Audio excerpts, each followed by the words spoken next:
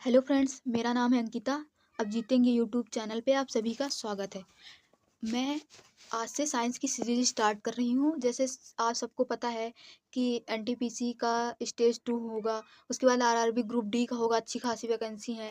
और एसएससी का होगा, एसएससी ने अपना कैलेंडर जारी कर दिया, काफ़ी अच्छी वैकेंसी है। जैसे दिल्ली पुलिस हो गया और एसएससी के थ्रू हो गया, एसएससी जीडी हो गया, उसमें भी साइंस अच्छी पूछी जाती है। एनडीए में तो बहुत अच्छी साइंस आती है। सीडीएस में 30 नंबर के क्वेश्चन, 30 नंबर की साइंस आती है, तो अच्छा खासा वेटेज होता है। पीसीएस हो गया, यूपी ट्रिपल एससी हो गया, यूपीपी हो गया, तो इन सब में साइंस काफ़ी अच्छी पूछी जाती है। पहले तो 1-2 क्वेश्चन आ जाते थे, लेकिन अब काफ़ी अच्छी साइंस पूछी जाती है और काफ़ी ज़्यादा क्वेश्चन भी आते हैं। और मेरा नाम अंकिता है, मैं दिल्ली पुलिस में सेलेक्टेड हूँ और मैंने यूपीएसआई का भी एग्ज़ाम दिया है, तो यूपीएसआई में 110 नंबर हैं। इलाहाबाद ज़ोन से एनटीपीसी का मैंने दिया था, तो मेरा स्टेज फर्स्ट निकल चुका है। तो आपको पता ही चल गया होगा कि मैंने कैसी पढ़ाई की थी, तो मैं अब साइंस स्टार्ट कर रही हूँ। तो आज से मैं बायोलॉजी स्टार्ट कर रही हूँ। पहले बायोलॉजी कंप्लीट कर लेते हैं, उसके बाद फिर केमिस्ट्री पढ़ लेंगे, उसके बाद फिर फिजिक्स पढ़ लेंगे, नहीं तो फिर जैसे आप बताओगे वैसे पढ़ लेंगे।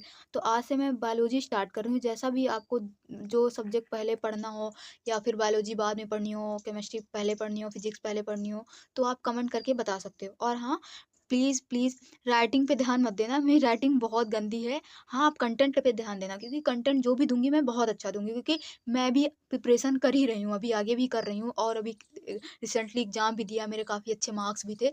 तो आप पढ़ोगे तो आपको खुद ही लगेगा कि हाँ, कितना कंटेंट अच्छा है। बस प्लीज़ राइटिंग पे ध्यान मत देना। चलिए स्टार्ट करते हैं। जीव विज्ञान स्टार्ट करते हैं। ये मतलब बायोलॉजी, ये किस भाषा का शब्द है? सबसे पहले तो यही पूछते हैं कि ये किस भाषा का शब्द है? तो ये ना लैटिन भाषा का शब्द है और लैटिन भाषा का शब्द है। जीव विज्ञान 2 वर्डों से मिलकर बना होता है। Biology plus logy. लॉजी का मतलब होता है अध्ययन करना। अगर किसी के वर्ड के पीछे लॉजी लग जाए, तो उसका मतलब होता है जो आगे लिखा हो उसका अध्ययन करना। जैसे बायोलॉजी होता है, बायोलॉजी मतलब सभी सजीव, तो बायोलॉजी का मतलब सभी सजीव। बायो का मतलब होता है सभी सजीव, तो बायोलॉजी मीन्स सभी सजीवों के बारे में अध्ययन करना बायोलॉजी कहलाता है। हम हर एक चीज़ लिख नहीं पाएँगे, आप लोग ना नोट्स बनाते रहिएगा साथ-साथ। अगर सारा चीज़ हम लिखेंगे ना, तो फिर काफ़ी ज़्यादा टाइम लग जाएगा, तो बहुत बड़ी वीडियो हो जाएगी, फिर लोग देखना भी नहीं चाहेंगे, पसंद भी नहीं करेंगे। तो इससे अच्छा ना आप साथ-साथ नोट्स बनाते रहिए। तो bio plus logy, biology bio plus logy से मिलकर बना होता है और इसका अर्थ होता है सभी सजीवों के बारे में अध्ययन करना। ये लैटिन भाषा का शब्द है। Bio plus logy. बायो जो है लैटिन भाषा के बायो शब्द से मिलकर बना होता है। ये बायो शब्द से मिलकर बना होता है और ये लॉजी जो है लैटिन भाषा के लोगो शब्द से मिलकर बना होता है।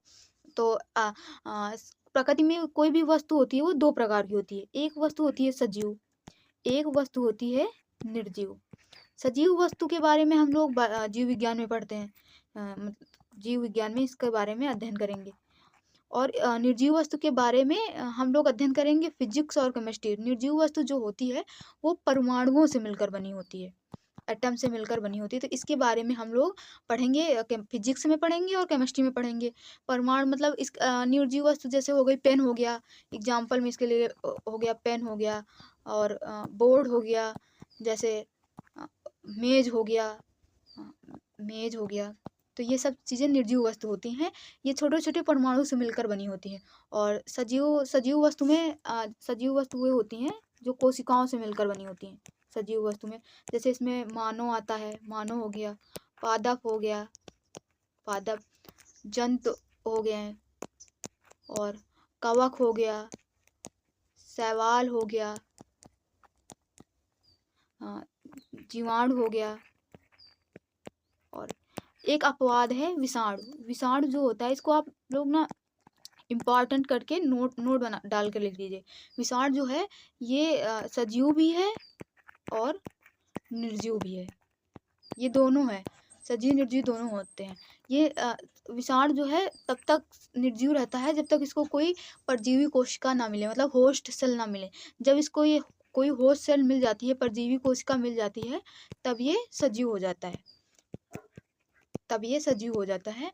तो जैसे हमने बोल दिया कि हम सजीव हैं, ब्लैक बोर्ड निर्जीव है, अ, तुम सजीव हो, जैसे कोई वस्तु है, जैसे पेड़ पौधे सजीव हैं, कुत्ता सजीव है, सारे जितने जानवर होते हैं सजीव, पशु पक्षी सजीव हैं। तो ये कैसे निर्धारित करते हैं कि कौन सी वस्तु सजीव कैसे है, निर्जीव कैसे हैं? तो हम लोग देखते हैं सजीवों की लक्षण, सजीव के क्या क्या लक्षण होते हैं, कैसे हम बोल सकते हैं कि सजीव कैसे है, मतलब ये वस्तु सजीव कैसे है, ये निर्जीव कैसे है। हमने अपने आप को सजीव कैसे कह दिया, मैंने पेन को कैसे निर्जीव कह दिया। तो सजीवों के लक्षण देखते हैं। सबसे पहले तो इसका लक्षण होता है कि सजीव कोशिका से मिलकर बने होते हैं। जितने भी सजीव होते हैं वो कोशिका से मिलकर बने होते हैं, और कोशिका सजीवों की सबसे छोटी इकाई होती है। सबसे छोटी इकाई होती है, सबसे छोटी मूलभूत इकाई होती है, सबसे छोटी मूलभूत इकाई होती है। इसके बारे में रॉबर्ट हुक ने बताया था कि कोशिका जो है सभी सजीवों की सबसे छोटी मूलभूत इकाई होती है। तो हम जैसे हम मेरा किसी कोई भी मानव है, उसका जन्म कैसे हुआ, मानव का जन्म कैसे हुआ, जैसे शुक्राणु हुआ, एक शुक्राणु कोशिका हो गई, शुक्राणु कोशिका प्लस दूसरी अंडाणु कोशिका, ये दोनों जनन कोशिका होती हैं। ये मेल होती है, मेल जनन कोशिका होती है, ये फीमेल है। तो इन दोनों के मिलने से कोशिका की निर्माण होता है। एक कोशिका को जाइगोट कहते हैं, जाइगोट को हिंदी में युग्मनज कहते हैं, युग्मनज। तो सबसे पहले तो युग्मनज बनता है, एक कोशिका मिलती है। फिर कोशिका से, कोशिका है ग्रुप ऑफ कोशिका, कोशिका के जैसे बहुत सारी कोशिका हो, ये एक कोशिका है, ये जाइगोट है, इसने अपने आप को दो भागों में विभाजित किया। ये कोशिका विभाजन के सिद्धांत द्वारा अपने आप को दो भागों में विभाजित करती है। इसके बारे में भी आगे डिटेल में पढ़ेंगे। फिर ये दो कोशिका हो गई, उन्होंने अपने आप को फिर से दो भागों में विभाजित किया, तो उसके बाद ये 4 कोशिकाएं हो गई। फिर इसी तरह बहुत सारी ये सब अपने आप को विभाजित कर दिया, तो बहुत सारी कोशिकाएं बन गई। तो ग्रुप ऑफ सेल्स मतलब कोशिकाओं के समूह को ऊतक कहते हैं। फिर ऊतक के समूह को अंग कहते हैं। बहुत सारे शरीर में बहुत सारे अंग बनते हैं, जो अंग एक जैसे काम करते हैं, जैसे कि छोटी आंत हो गई, बड़ी आंत हो गई, इन सब का काम होता है पाचन करना। तो एक मतलब ये मिलके तंत्र बना लेते हैं। तो अंग से क्या बनता है, अंग तंत्र, अंग से अंग तंत्र बनता है। तो इस मतलब ये एक प्रूफ हो गया कि हाँ कोशिका से अंग बनता है। ये तो एक ये हो गया कि हाँ सजीवों का सबसे मेन लक्षण ये हो गया कि सजीवों का शरीर कोशिकाओं से मिलकर बना होता है। अब दूसरा हो गया कि उपाचयन, सजीवों में उपाचयन की क्रिया होती है, उपाचयन की क्रिया। अब ये क्या है, उपाचयन की क्रिया क्या है, क्रियाएं क्या होती हैं। हाँ, हमारे शरीर में मतलब एक दिन में जो भी जैविक या रासायनिक क्रियाएं होती हैं उसे उपाचय क्रिया कहते हैं, उसे उपाचयन की क्रिया कहते हैं। मतलब ये जैसे कि ब्लड का सर्कुलेशन हो गया, सांस लेना हो गया, पाचन हो गया, एक दिन में ये सारी क्रियाएं होती हैं, तो इनको ही हम लोग उपाचयन की क्रिया कहते हैं। उपाचयन मतलब दो प्रकार का होता है, उपाचयन की दो प्रकार होते हैं, एक उपचयन हो गया, एक उपचयन है, एक अपचयन है। अपचयन, उपचयन का मतलब होता है कि निर्माण करना, निर्माण होना और संश्लेषित करना। किसी जैसे कि दो चीजें हैं, ये दो वस्तुएं हैं, इनका निर्माण करके एक बड़ी वस्तु बना लिया। इसी तरह अमीनो अम्ल होता है, जैसे अमीनो अम्ल से मिलकर प्रोटीन का निर्माण होता है। तो मतलब इसका मतलब होता है निर्माण करना, निर्माण करना। इसके एग्जाम्पल जैसे हो गए, जैसे उपचयन के एग्जाम्पल पूछ लेते, विटामिन डी हो गया, विटामिन डी, और प्रोटीन हो गया, प्रोटीन। अपचयन का मतलब होता है कि टूटना, इसका मतलब होता है टूटना, किसी बड़े पदार्थ का उसके छोटे छोटे अणुओं में टूटना, किसी बड़े पदार्थ का उसके छोटे छोटे अवयवों में टूटना उपचयन कहलाता है। इसके अंदर जैसे एग्जाम्पल के लिए हम ले लेते हैं, जैसे ग्लूकोज है C6H12O6, ऑक्सीजन के ऊपर जब ऑक्सीजन मिलती है तो ये CO2 plus H2O plus ATP, ये टूटा है। ये ATP क्या है? ऊर्जा है। मानव शरीर की मुद्रा भी इसको कहते हैं, अभी आगे बताएंगे। ATP मतलब एडेनोसिन ट्राइफॉस्फेट, तो टूटता है। तो इसके एग्जाम्पल एक ये हो गया, जैसे पाचन हो गया, श्वसन हो गया, उत्सर्जन हो गया, ETC मतलब आदि जो हैं ये अपचयन के अंदर आते हैं। 2 करेक्टर हमने पढ़ लिया। सजीवों के एक तो सेल हो गया, एक हो गया उपाचयन। अब तीसरा पढ़ते हैं श्वसन। श्वसन क्या है? तीसरा करेक्टर पढ़ते हैं श्वसन। श्वसन क्या होता है? श्वसन ये होता है कि हमारे शरीर के अंदर बहुत सारी कोशिकाएं होती हैं। हमारा शरीर छोटी छोटी कोशिकाओं से मिलकर बना होता है। तो उन कोशिकाओं को ऊर्जा की भी आवश्यकता होती है। तो शरीर के अंदर ग्लूकोज होता है। शरीर के अंदर ग्लूकोज होता है, तो ग्लूकोज को तोड़ने के लिए ऑक्सीजन की आवश्यकता होती है। तो जब ऑक्सीजन अंदर जाता है, श्वसन के दौरान जब श्वसन करते हैं तो ऑक्सीजन अंदर जाता है, तो ग्लूकोज को ऑक्सीजन तोड़ता है पानी H2O plus CO2 plus ATP। ये ATP ऊर्जा होती है, इसको कहते हैं एडेनोसिन ट्राइफॉस्फेट। तो ऊर्जा मिलती है। तो श्वसन बहुत ज़्यादा जरूरी होता है ऊर्जा प्राप्त करने के लिए। शरीर के लिए श्वसन बहुत ज़्यादा जरूरी होता है। श्वसन के बिना तो जीवन संभव ही नहीं। जैसे कि अभी आपने देखा कोरोना काल में काफ़ी लोग मतलब ऑक्सीजन के बिना मर गए। वायुमंडल में मतलब ऑक्सीजन थी, लेकिन वो उस ऑक्सीजन उनको इतनी ज़्यादा ज़रूरत थी कि उससे सर्वाइव नहीं कर पाए। अब आप बोल दो कि हाँ नाइट्रोजन तो कितनी ज़्यादा मात्रा में है, तो ग्लूकोज जो जलता है, ग्लूकोज जो टूटता है, वो ऑक्सीजन की उपस्थिति में ही टूटता है। इसके लिए ऑक्सीजन की ज़रूरत होती है, इसीलिए ऑक्सीजन के कारण लोग मर गए हैं। ग्लूकोज को कहते हैं, ग्लूकोज है, ग्लूकोज को तोड़ने के लिए ऑक्सीजन गैस जरूरी होती है। ग्लूकोज ऑक्सीजन गैस से ही तोड़ता है, इसीलिए ऑक्सीजन के बिना आप देखा होगा कोरोना में काफ़ी लोग की डेथ हो गई। और ये ATP होती है, इसको मानव शरीर की मुद्रा कहते हैं। ATP को मानव शरीर की मुद्रा कहते हैं। जैसे कि आप सामान कुछ लेने जाते हैं, हमारी मुद्रा, जैसे सामान खरीदने जाते हैं 10 रुपये 20 रुपये, इसी तरह मानव शरीर की मुद्रा जो ATP है। उसके बाद ये जो ATP होती है, ATP एक बार जैसे रिएक्शन होती है तो कई सारी मात्रा में ATP मतलब ऊर्जा काफ़ी मात्रा में निकलती है। तो ATP जो स्टोर होती है, ये स्टोर होती है माइटोकॉन्ड्रिया के पास। माइटोकॉन्ड्रिया के पास ये ATP स्टोर रहती है। और श्वसन क्रिया जो है ये भी एक मतलब उपाचयिक क्रिया है। श्वसन क्रिया उपाचयन क्रिया है।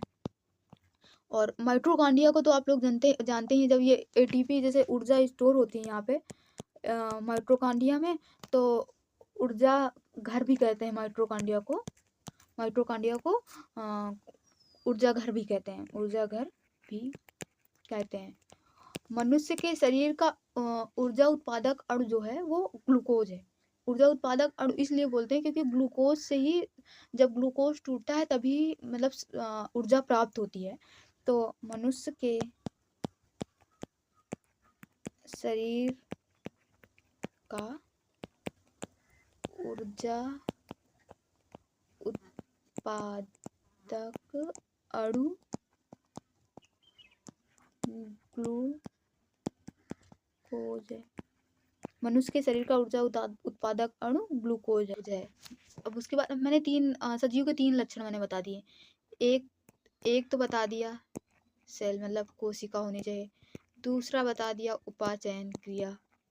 तीसरा बता दिया श्वसन। अब चौथा लक्षण इसका देखते हैं, उत्सर्जन। चौथा क्या है? उत्सर्जन। उत्सर्जन क्या होता है? चौथा मतलब उत्सर्जन। आप ना साथ के साथ नोट्स भी बनाते रहिए, और प्लीज़ राइटिंग में बिल्कुल भी ध्यान न दीजिए। राइटिंग बहुत गंदी है, धीरे धीरे सुधर जाएगी। आदत नहीं है लिखने की, तो इसीलिए थोड़ा सा टाइम लगेगा सुधरने में। उत्सर्जन क्या होता है? सजीव शरीर से निकलने वाले जो अपशिष्ट पदार्थ होते हैं, उसी प्रक्रिया को उत्सर्जन कहते हैं। सजीव शरीर से जो अपशिष्ट पदार्थ निकलते हैं, सजीव शरीर से निकलने वाले अपशिष्ट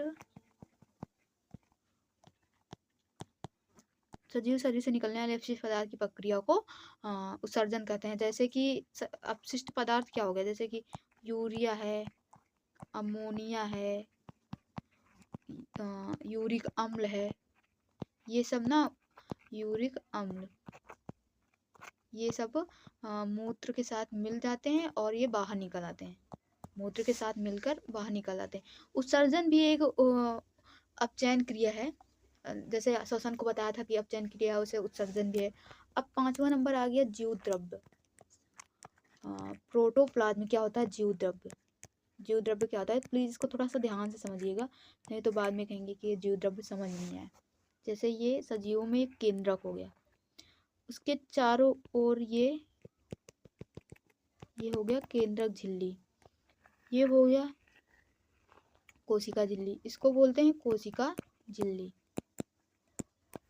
और ये हो गई केंद्रक झिल्ली, केंद्रक झिल्ली।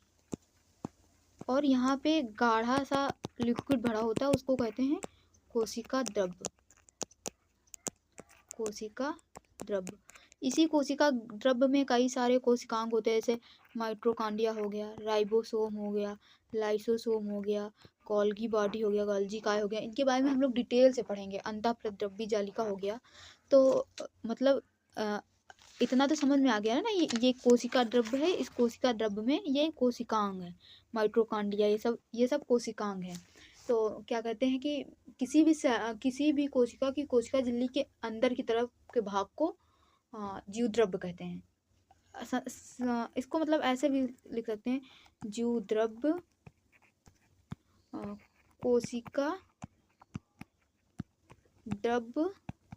कोशिका द्रव्य तथा कोशिकांग से मिलकर बना होता है, तथा कोशिकांग से मिलकर बना होता है।